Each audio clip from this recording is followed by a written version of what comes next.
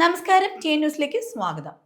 ഇനി മുതൽ ഷവർമ അടക്കമുള്ള ആഹാര സാധനങ്ങൾ വിൽക്കുമ്പോൾ അത് തയ്യാറാക്കിയതിന്റെ സമയവും തീയതിയും കൃത്യമായി പാക്കറ്റിൽ രേഖപ്പെടുത്തണമെന്ന് ഹൈക്കോടതി. ഈ നിർദ്ദേശങ്ങൾ കർശനമായി നടപ്പാക്കണമെന്നും ഹൈക്കോടതി ഉത്തരവിട്ടിട്ടുണ്ട്. നേരത്തെ തന്നെ ഉത്തരവ് നടപ്പാക്കണമെന്ന് നിർദ്ദേശിച്ചിരുന്നതാണ്. കാസർഗോഡ് +1 വിദ്യാർത്ഥിനി ദേവനന്ദ മരിച്ച സംഭവത്തിൽ മാതാവ് നൽകിയ ഹർജിയിലാണ് ഉത്തരവ് കർശനമായി നടപ്പാക്കണമെന്ന് ഹൈക്കോടതി നിർദ്ദേശിച്ചത്.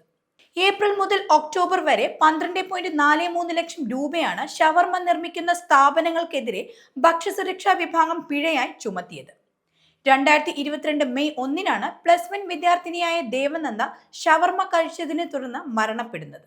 ബന്ധപ്പെട്ടവർ കൃത്യമായ പരിശോധന നടത്തി ഭക്ഷണ സാധനങ്ങളുടെ ഗുണനിലവാരം പരിശോധിക്കാത്തതാണ് തന്റെ മകളുടെ മരണത്തിന് കാരണമായതെന്നാണ് മാതാവ് കോടതിയെ അറിയിച്ചത്.